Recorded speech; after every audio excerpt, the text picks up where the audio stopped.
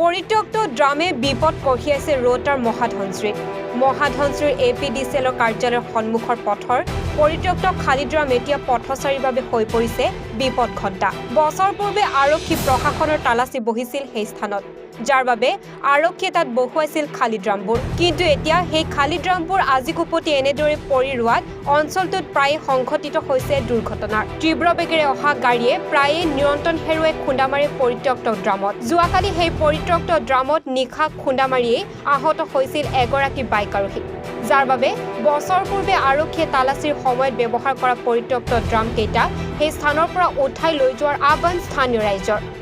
অন্যথা সেই পৰিত্যক্ত ড্ৰামত নিশা খুন্দা খাই বহু দুৰ্ঘটনা অনাগত দিনত হোৱাৰ আশংকা স্থানীয় ৰাইজৰ। ড্ৰাম কেইটা কিমান দিন হ'ল? ড্ৰাম কেইটা প্ৰায় 1-1.5 বছৰ বেছি হ'ল ৰখাই দিয়া। বহুতো এক্সিডেণ্ট হৈছে, কালি এক্সিডেণ্ট হৈয়ে থাকে। কালি যিটো এক্সিডেণ্ট হৈছে খুব বেয়াকৈ এক্সিডেণ্ট হৈছে।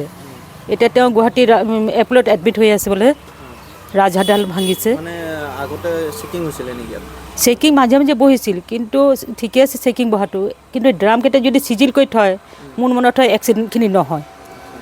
এতিয়া কি কৰিব, এইকেইটা ড্ৰাম উঠাই দিব লাগিব মোৰ মতে। সেই ড্ৰামকেইটা কাৰণ কি স্কুলীয়া পোৱালীবিলাকো বহুত এক্সিডেণ্ট হৈছে। মোৰ চকুৰ সন্মুখতে এক্সিডেণ্টবিলাক হয়, ইনজিয়াৰ হৈ যায় বেয়াকৈ। সন্ধিয়া সময়ত কিন্তু দেখা নাপায়। কালি যিটো হৈছে, কালিতো একদম দেখা নোপোৱাৰ কাৰণে জাম উল্টা খাই পেলাই পৰিল।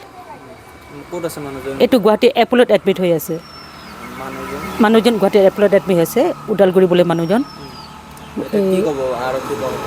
মই আৰক্ষী প্ৰশাসনক সেইটোৱে ক'ব বিচাৰোঁ যে তেওঁলোকে যদি আহি ড্ৰামকেইটা হয় কিবা এটা ব্যৱস্থা কৰক, হয় উঠাই দিয়ক, নহ'লে চিজিল কৰি ৰাখক, যাতে আকৌ দুনাই এক্সিডেণ্টখিনি নহয়। ৰোটাৰ পৰা আব্দুৰ ৰউফ আনচাৰীৰ প্ৰতিবেদন, এনিভাৰত 24।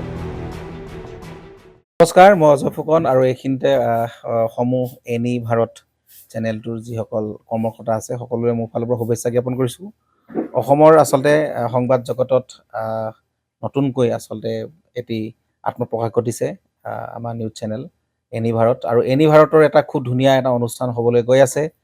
সকলোৱে জানে, আমাৰ সকলোৰে মৰমৰ হাৰ্টথ্ৰব জুবিন গাৰ্গৰ গানে কি আনে, আচলতে জুবিন দাৰ সেই গীতৰ আধাৰত আমাৰ হিৰুদাই লিখা সেই গীতটি গানে কি আনে, এই গানে কি আনে নামৰ এটি তেওঁলোকে সাংগীতিক ৰিয়েলিটি শ্ব' কৰিবলৈ গৈ আছে। আৰু 15 আগষ্টৰ পৰা গোটেই আৰম্ভ হ'ব। প্ৰথম অডিশ্যন অসমৰ ধেমাজি জিলাত আৰম্ভ কৰিব। গতিকে সমূহ যিসকল প্ৰতিভা আছে, যিসকলে গান ভাল পায়, যিসকলে তেওঁলোকৰ নিজৰ প্ৰতিভা আচলতে দেখুৱাব বিচাৰে, এই ৰিয়েলিটি শ্ব'ত গানে কি আনে এই প্ৰতিযোগিতাত অংশগ্ৰহণ কৰক আৰু খুব ধুনীয়া আপোনালোকে সুবৰ্ণ সুযোগ লাভ কৰিব। লগতে ইয়াতে পুৰস্কাৰ আছেই, বিভিন্ন ধৰণৰ উপহাৰো আপোনালোকে লাভ কৰিব, আৰু লগতে এগৰাকী প্ৰতিষ্ঠিত আচলতে এগৰাকী শিল্পী হিচাপে অসমৰ সাংস্কৃতিক জগতত আপোনালোক প্ৰতিষ্ঠা লাভ কৰিব। গতিকে গোটেই অনুষ্ঠানটোলৈ মোৰ ফালৰ পৰা শুভকামনা থাকিল, আৰু লগতে এই অনুষ্ঠানটোত আপোনালোকে অংশগ্ৰহণ কৰিব। আমিও আছোঁ আৰু সকলোকে আমি লগ পাম। ধন্যবাদ।